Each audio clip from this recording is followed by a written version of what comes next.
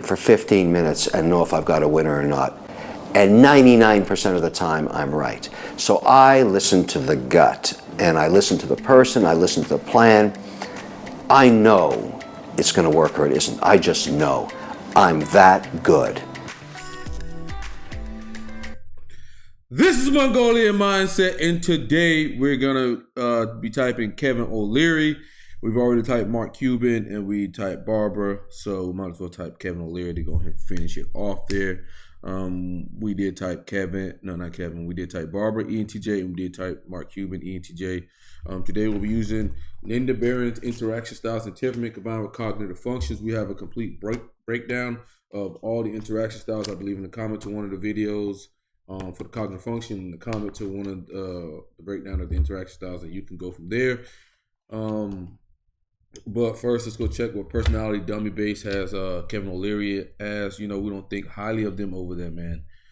We think, people over there that be voting, they need to be drug tested. So let's go see what the Dummy Base got. Okay, so Dummy Base got Kevin O'Leary as an ESTJ. Okay.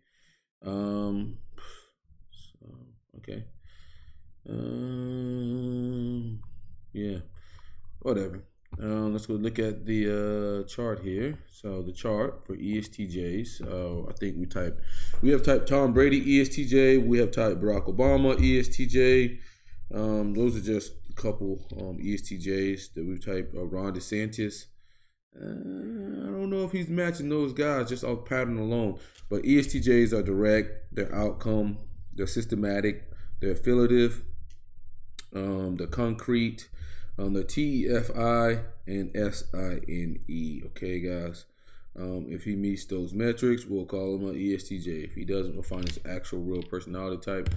And guys, we are still doing a free typing sessions by us. All we ask is that you do subscribe to the channel and join our Discord. We have a little tab where you can request a typing session. Just go in there and request a typing session, or you can join the Facebook group and message Cody, and he'll get back to you with availability. Guys, we take our time typing you. We take on average 30 to 40 minutes. You're able to ask me any questions you like, and this is absolutely free. I don't think you're able to get that type of value any fucking place else, okay? Like I said, you're able to ask me any questions. You can say, hey, Mercer, I don't agree with this, or Mercer, why'd you come to that assessment, or anything, man. You ask me fucking anything. Mercer, how should I make money? Like, what do you think is the best way for my personality to grow? I'll fucking give you whatever I think. What do you think is the best personality I should date, or whatever? I don't know. You fucking ask me. I don't give a shit. I'll answer to the best of my ability. If I don't know, I'll tell you that, because I'm not going to sit here and fucking lie to you. So it is what it is. And yeah, guys, the Discord is getting lit over there. I really enjoy the people we interact with over there. My moderators are doing a fantabulous job. So you might want to check that out and get into that. But let's go ahead and finish Kevin O'Leary out. I'm actually liking this. We're getting some different people finally. We got enough people crying about INTJs and ENTPs. Mr. Wonderful here from Shark Tank. Yep, Kevin O'Leary, and you're watching Behind the Brand with Brian Elliott. Hey, I'm Brian Elliott. Welcome to another edition of Behind the Brand. Today I'm here with the one and only Kevin O'Leary. Kevin, welcome to the show. Great to be here. Thank you. I usually ask my guests, how'd you get this job? Well, life is serendipitous. I really believe that. And how the outcome occurs is, everybody has a... All right, so we're already talking about outcome. There's a series of events that happen to you along the way, and you don't know as they're happening, because you only realize how important they were maybe a decade later when you realize it was a huge pivot point for you. Mine was when I was working in a summer job in college for a pet food company. And I had a German manager, a really interesting guy, and he taught me that most pet foods at that time were made from Sea of Japan tuna and chicken faces and beef lips and rendered, protein using mango juice to crush it up. Sounds horrific, but those are two basic engines, and then they'd add some peas or... Okay, so he's talking about the system here of cat food and how they create it. So we're gonna hit up for systematic there. Some carrots, and they'd create cat food flavors. Decades later, when I was in the software industry, I realized that we were the leader in math and reading software, and here's where this story comes into play. All my competitors were spending a fortune building unique applications Talk to about it. what his competitors were doing. That's SE. Okay, SE is attached to NI on the axis, so we want to hear for SENI. Advanced reading and math scores. Those are the two big things you actually create software to advance if you're in education. And I thought to myself, that's crazy. This is really just Sea of Japan tuna and chicken faces. All we need are two engines, and we'll just add characters to them.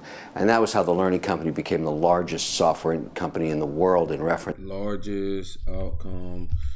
He's talking about the system behind his software engineering yet again. Okay, it's looking like we got... Go figure, ENTJ. It's in education.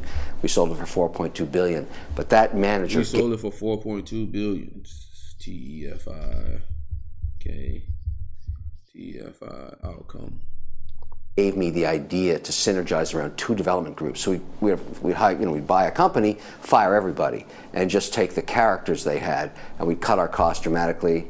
Talking about cutting costs yet again. Talking about behaving to that system, even using that system with other businesses again. Okay, systematic, guys. Our costs of R&D were half the industries. Everybody was complaining, but how are we doing it? We're doing it because we understand that software is no different than cat food. That's amazing. Talking about talking about that system again. The system is no different. Just follow the fucking system. Sounds, and I want to dig deeper into this, like what you're good at. It sounds like you're really good at identifying patterns. It sounds like that was a model or a template that you used, but also pattern. Before you go into that, I want to go back in time a little bit to young Kev. Yeah. I want to talk about your early origins. Your influences. Like, what did you want to be when you grew up as a young kid? What were you thinking about? Well, when I was growing up, I was born from immigrants, an Irish and Lebanese, an Irish father, Lebanese mother. And by the time I hit 7, it was clear I had some really big problems in math and reading, going back to the education, because I had a really bad case of dyslexia.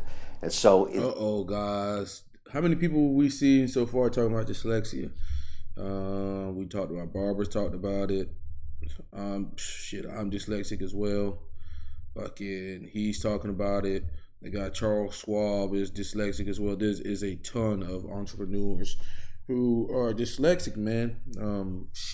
I had to go to an all dyslexic school, and I'm telling you, that at this point in my life, it was fourth grade. And I don't even know why the fuck they even made me go to an all dyslexic school, because my grades was better than anybody else at that point in time. But the motherfuckers made me go to all dyslexic school, man. And I'm telling you, you went from high mighty, cocky as hell to seeing somebody running around naked. I'm like, where the fuck am I? I'm too intelligent to be here. And there's like people running around talking about Johnny's naked again. Shit was, man, I still carry that chip to this fucking day when it comes to knowledge and education and all that shit. I take it very seriously. In those days, dyslexic, outcomes were bad because you really fell behind in school. Talking about fucking outcomes again. And they didn't really understand how it worked. And luckily, I was very fortunate. My mother was desperate. She was trying to find a solution for this because I was falling behind really quickly in those critical years in early school. And for me with dyslexia, it would always show up. How the motherfuckers found out that I was dyslexic because my grades were so high was when they did a speed reading, right? You have to read a certain amount of words in a set period of time. And I couldn't meet that metric. So they were able to figure out that I was dyslexic from that, which sucks. So like whenever we'd have to like reading or anything with like a lot of reading, I'd always have to have extra time, just because, I don't know, man. Now I think it's more about an NI thing than anything, like being so focused I couldn't read as fast. That's what I think now, but whatever. And so she found this woman named Marjorie Golick who had an experimental, Sam Rabinovich and Marjorie Golick were researchers. They're published all around the world now. But they basically thought they could take dyslexic children after school, maybe 12 or 18, and put them into an experimental program where they try and convince the kids that dyslexia is actually a superpower that other people don't have, so that your confidence really advances. And that's what they ended up doing with me. They said, look, do you know anybody else in your class that can read a book upside down in a mirror? No, you're the only guy that can do it. That's a power. They wish they could do it, they can't. And so that started giving me the confidence, because dyslexia doesn't really retard learning, it just makes the incumbent tools in schools useless to you. I mean, nobody gives you a book upside down in a mirror. So what it really is that the language centers of your brain have lower, like, I want to say gray matter, but like you have other wiring in your brain in higher perspectives. So like it'd be like when I wanted to learn Italian, they wouldn't let me take all of my I had to have my mom like override them for me to be able to learn Italian, because I had such like AP classes and whatnot. And they would say like, because you're dyslexic, you're gonna really struggle with it. But I don't think he, back then when he was growing up, they probably didn't have as much research on dyslexia. But basically, like I said, it's just the language centers of your brain have lower neurons or whatnot. But other areas like, can pick up like spatial rearrangement, stuff like that. You'll be a lot higher and stuff like that. So that's the superpower behind dyslexia. If you can learn to overcome it, you can do pretty well in life. Or you have to learn how to deal with what dyslexia does. And that, once I had that solved, it was a very interesting acceleration that occurred. And you find in business today all kinds of founders of companies, like the guy that founded JetBlue, a really bad case of dyslexia. I think he's probably intj or something. I'd like to see what he is. I think it helps you think outside of the box.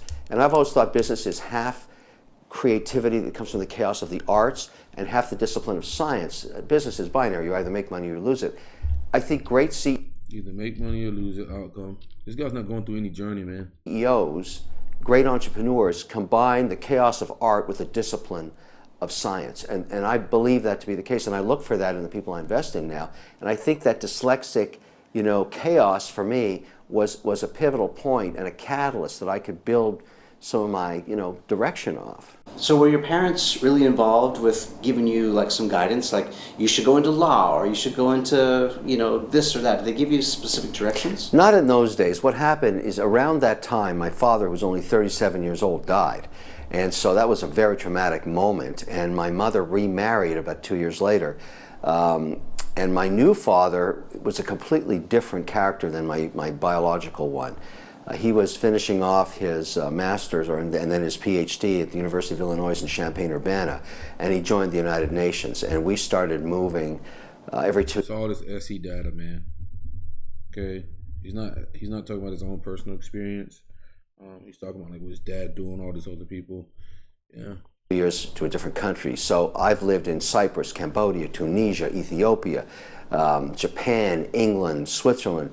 Every 24 months. I mean, I met, Pol Pot while he was a lieutenant for Sihanouk in name drops.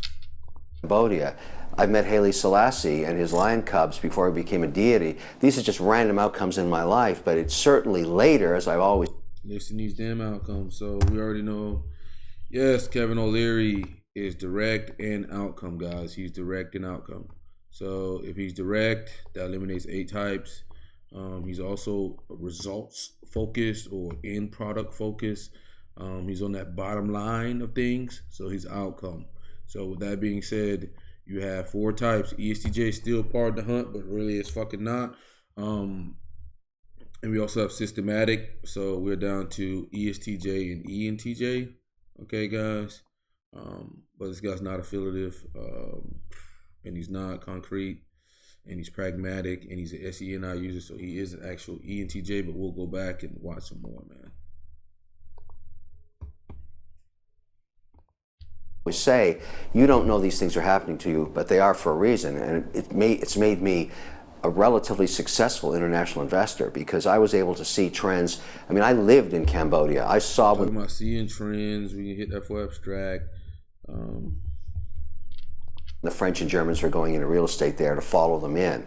I knew exactly what the industries were in Ethiopia and what you should invest in. Cyprus, I already saw the banking system and the oil business growing there, and I was an investor there. So there's all kinds of cues you get from your youth that you should really apply to your business later.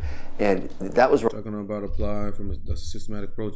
This is like goes back to like the advice I give any intj.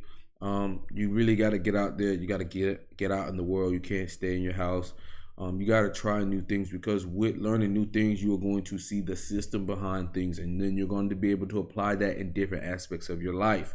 If you sit your ass home, you're not going to grow that aspect of yourself. And I have a philosophy, and this is a quote made by me. When you live in defense mode, you only get what life gives you. When you live in attack mode, you get a little bit more. Get out there and get in attack mode. Try different things. I know it sucks. I know it's annoying. I know it's uncomfortable. I know sometimes when I'm like in a new place, new whatever, like I can't stop my fucking NE from going crazy. You got to do it, man. You got to do it, because over time, that's going to define your success or not.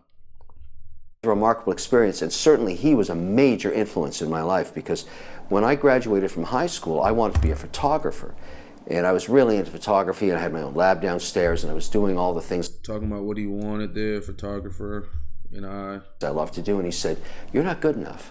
You're not good enough to be a photographer, and you'll starve to death. You should go to college and get a degree."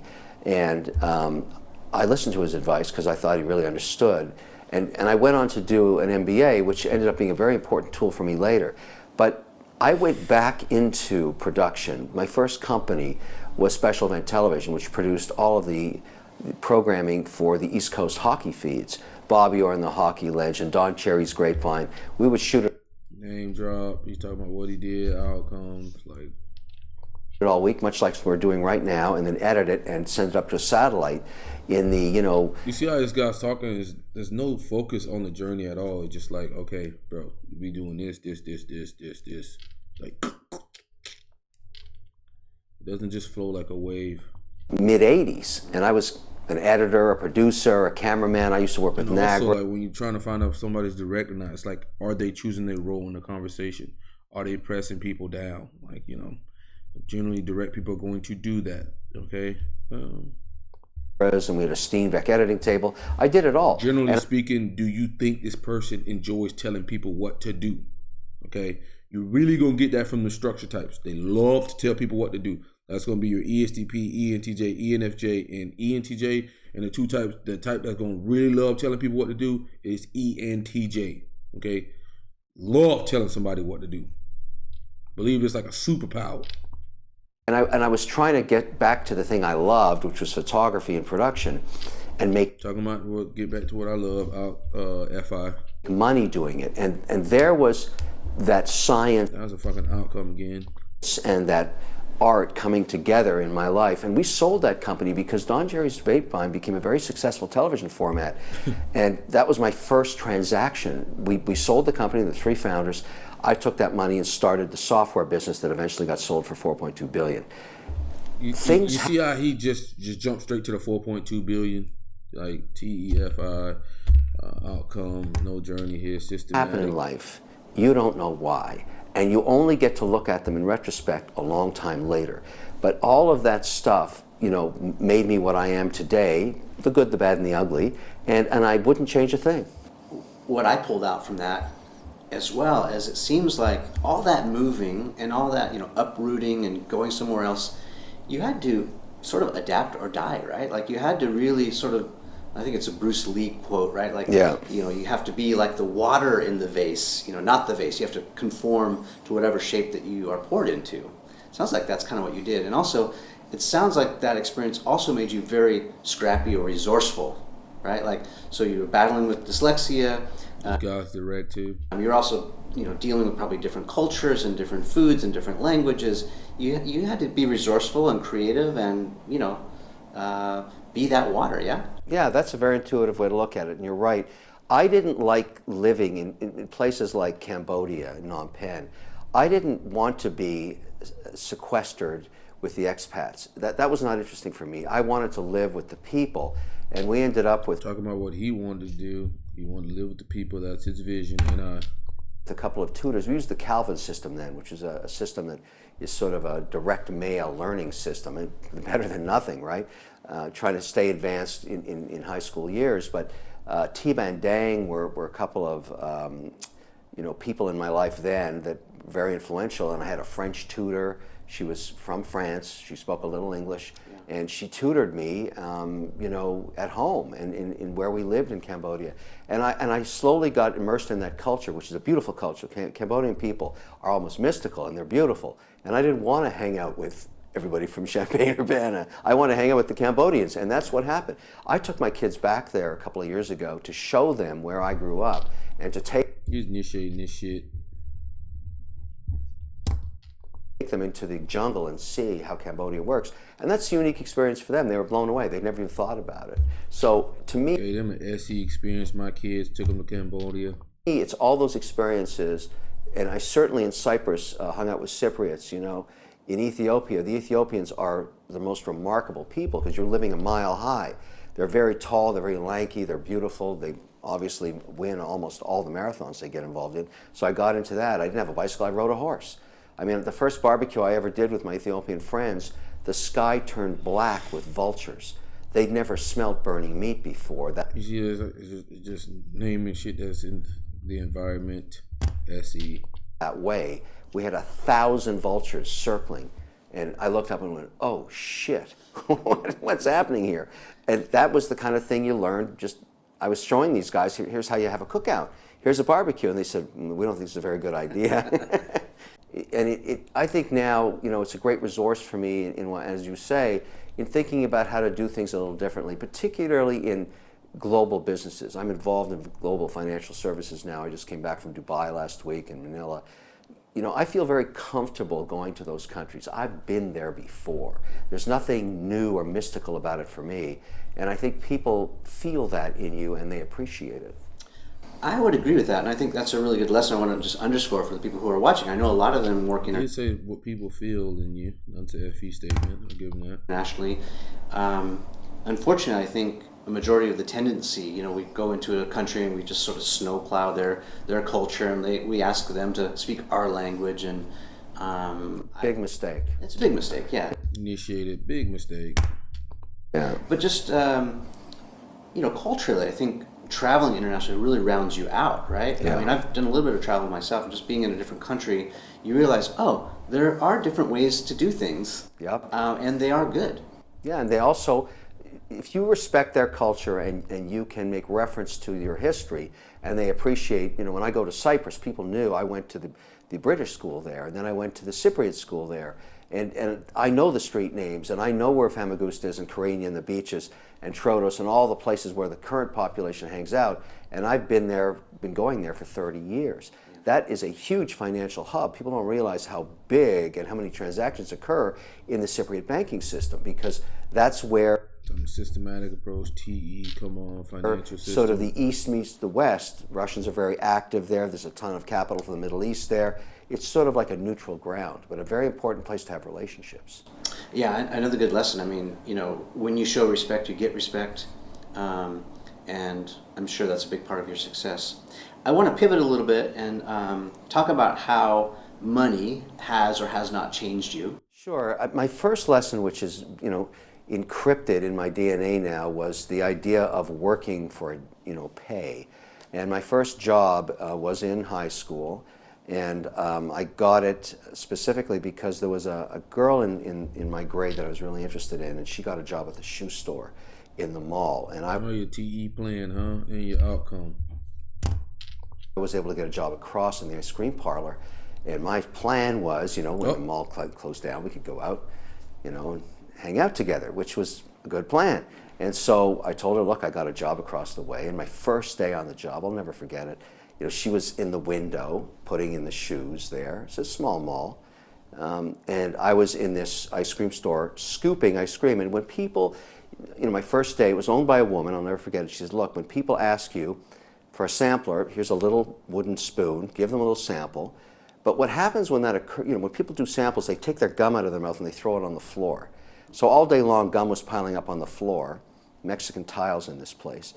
So the first day is over, and she said, you did a great job. You sold $4,000 of ice cream, whatever it was. But now you've got to finish up, and you've got to take all the gum off the floor.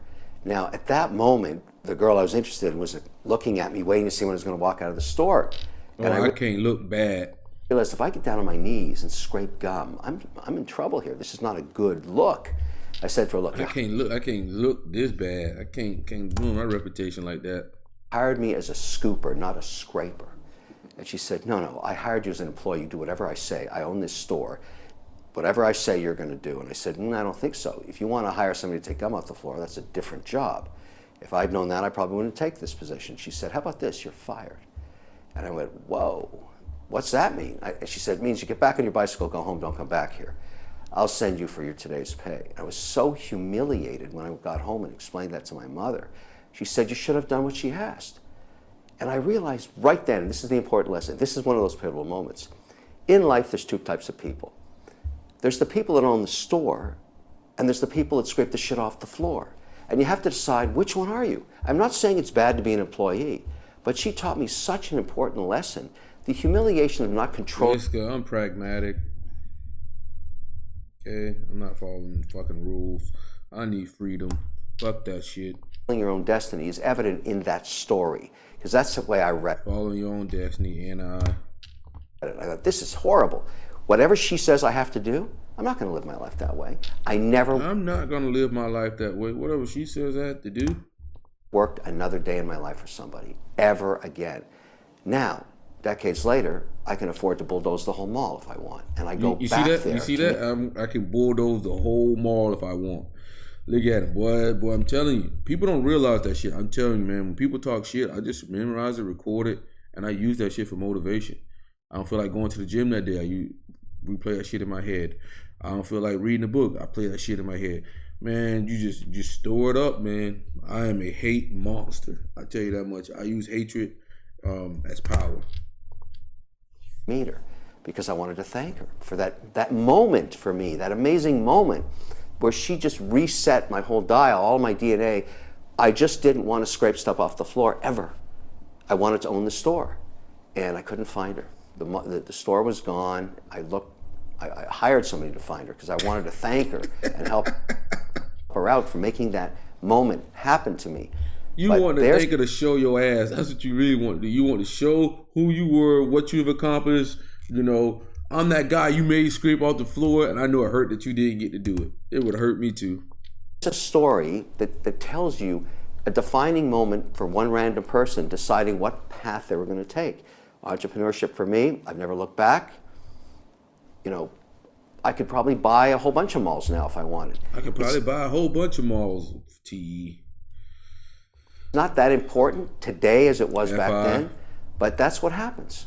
Yeah, and I think that's a great lesson. I often ask my guests, how do you know what you're good at? How do you know where to find your passion? Because, the sort of the default advice is follow your passion. And that may or may not be good advice. But I think the point that you sort of crystallized for me is sometimes you have to do stuff that you don't like doing to figure out what you do like doing. That's a great point. That's an absolutely great point. And you want to do that early in your career to understand what motivates you. The perfect situation. I tell entrepreneurs today, and I invest in so many of them, when I say to them, look, you're starting this journey, I want you to understand something. This is not going to be fun all the time. You're going to work 25 hours a day, 8 days a week because... You can hit him for a journey. What he just said, journey there, but that's just one point. This guy's overwhelmingly outcome. Because there's some guy in Mumbai or Shanghai that's going to kick your ass if you don't. And it's forever. And it's forever. But what will happen if you're successful? And you won't see it coming. You'll wake up one day and say, oh my goodness, I'm wealthy beyond my wildest dreams.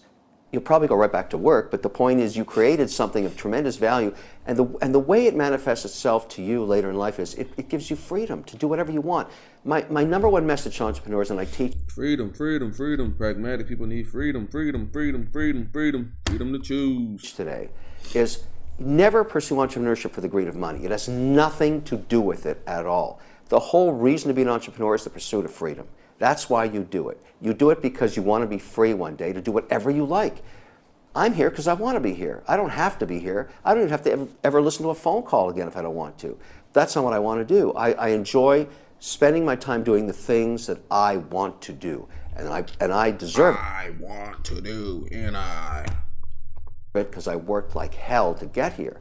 And so I'm a huge, advocate of capitalism. I defend entrepreneurship every day. When people say you don't deserve that, I say bullshit. I deserve everything because I started with this.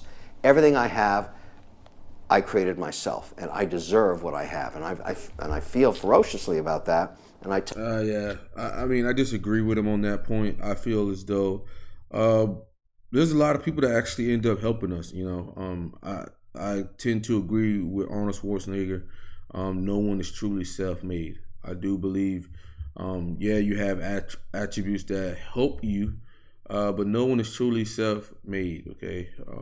No matter what, there's people that poured in you that you didn't even see, or maybe you forgot about with your fucking SI trickster ass. But yes, no one is truly self-made. People pour into us. They do things for us. They help us. They guide us. For me personally, as a person, I've openly talked. I think I've talked about it. Me and my brother were up for adoptions when we were kids. Later on, our mom came and got us. But even being where I am in life, I still would never say that I'm self-made, because there's a lot of people who stepped up and helped me, and they didn't have to help me. There's people who, communities and stuff, like people's dads and stuff. I said Christian's dad, Christian's mom, Cullen's dad, like these people, like they didn't have to help me. Or just like Bruce Stricker, he's the one, like I've always was looking for like something that felt like conquering, and I felt like in this world there was nothing, and he got me in investing, and once I got in investing, I just went crazy, because I just felt like I was acquiring territory every time I bought a stock. So it's the small things, man. These things add up, and those are what really make you who you are. So you're really not, you don't make yourself, man. That's just narcissism talking. Tell other entrepreneurs, do not be embarrassed about success. Wear it, own it. It's yours and you deserve it. So how has success changed you, if any? Like your personality or your... There's certain things I really enjoy about, being able to pursue them. For example, photography. I own every single camera that I want, every lens that I want. Everything that I want. I work with all the manufacturers to shoot with their cameras now because they want me to. I'm going to Botswana next week on safari. I have some of the most eclectic lenses ever made because the people that made them want me to shoot with them, and I'll sell the work for charity. I achieved what I couldn't do back then. Achieve, TE. And I'd say to my dad, who's still alive, my stepfather, look at this. And he says, look, this is a passion, it's not a business. I said, but he wants to brag, come on. Doing it is the whole point. So that's freedom, that's a wonderful thing, and that's because of what I've achieved. I collect watches, some of the rarest TE. Oh, I get the rarest watches. Oh, my lord. Watches in the world. I'm telling you straight up, if you get into a conversation with I would say, especially if you get in a conversation with an ENTJ and you come off and you aren't on their level, they're going to let you know very quickly about how little achievement you have done or whatever you've done. So you better be very careful when you're talking to an ENTJ, when you piss them off, because they're going to tell you just how small your achievements are and just how big their achievements are. I mean, you could hit them in another way by saying, 10, 15 years from now, are those achievements going to make you happy? When you pass out dead and from that and no one remembers your name or anything like that, or that in general, like most people aren't going to be remembered, that'll drive them motherfuckers nuts, man. Or just like, they're just running away from their own emotions. They're just trying to stay busy, so they don't have to deal with their own internal emotions or feelings or values, or what the fuck do they actually really value besides success. Ask them like what do you really value, bro? All you do is value shallow shit like achievements and whatnot. Drive them crazy, because it's the truth, and they'll have to sit down and reflect on it, and they might get your ass in that moment, with FE Demon, but they'll have to think about it, and when they reflect about it, they'll feel a certain type of way. or you get the motherfuckers drunk, and you'll see how emotional they get. Boy, FI inferior be on the sleeve. As an asset class, and I get access to them because I've been successful. Well, so that's lifestyle stuff. But how about personality stuff? Like, has it made you jaded? I'm done. He's ENTJ. He's dominant. Okay. So, Mr. Kevin O'Leary, you are an ENTJ, guys. He's an ENTJ. So, him, Mark Cuban, and Barbara, Shark Tank, ENTJ. Go fucking figure. Okay, he's the loudest one of all three of them. So ENTJs are initiating. They're abstract. Okay, they're gonna be talking about, patterns. He's talking about the patterns, the trends, things of that nature. Very systematic approach to things. Pragmatic. And guys, we have broken out all of these metrics in the playlist. We'll leave a link to those. He's outcome focused. He's not journey. He's not talking about the journey at all. He's just listing end products. He just skipped to, I just made $4.2 billion. Sold the company for $4.2 billion. He's SENI. When he recants memories, he's always talking about what other people are doing in the environment. So that's going to make him SENI. He knows what he wants. He knows what his vision is. That's NITFI. He's about them damn achievements, man. And like I said, later on in life, you'll see ENTJs make that huge pivot to where they actually want to help people, or come up with helping people with systems or whatnot, or giving their money away, charity, or just trying to be a better human being. You'll see Ray Dalio. He's made a big pivot on that with principles and stuff like that. And he gives that shit away for absolutely free.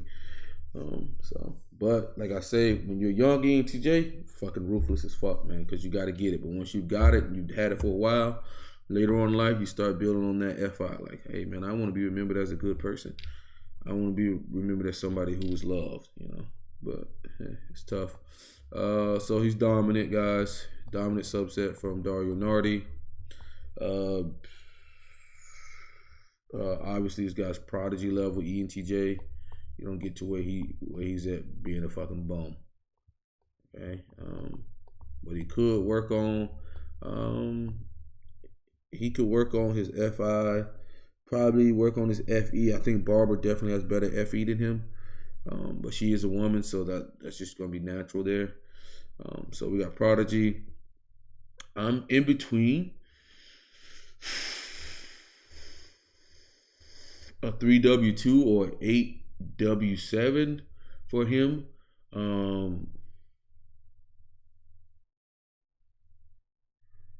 I think he's more of a bitch, man. So I'm gonna give him an 8. I'm gonna give him an 8. I'm gonna give him an 8W7, and I'm gonna give him social / sexual, as in I would give Donald Trump and myself sexual, a little bit more aggressive, a lot more aggressive. But I think he's he's a little bit more, what I would say, well-rounded when it comes to being able to talk to people and whatnot. So I'm gonna give him more of I would say he's more civilized. Okay, so I'm gonna give him a social / sexual. 8W7. Was thinking about giving him a 3, but he's kind of bold, living in his truth, or what he believes to be the truth. So he's not backing down. He's a little bit more aggressive than Barbara and Mark Cuban and stuff. So I'm gonna give him 8W7 social, prodigy level, ENTJ dominant. And like people have said in the comments, it's pretty easy to tell a dominant ENTJ. Just instantly, you should be able to see it in literally a minute. But guys, it was a pleasure. This is Mongolian Mindset, and we are out.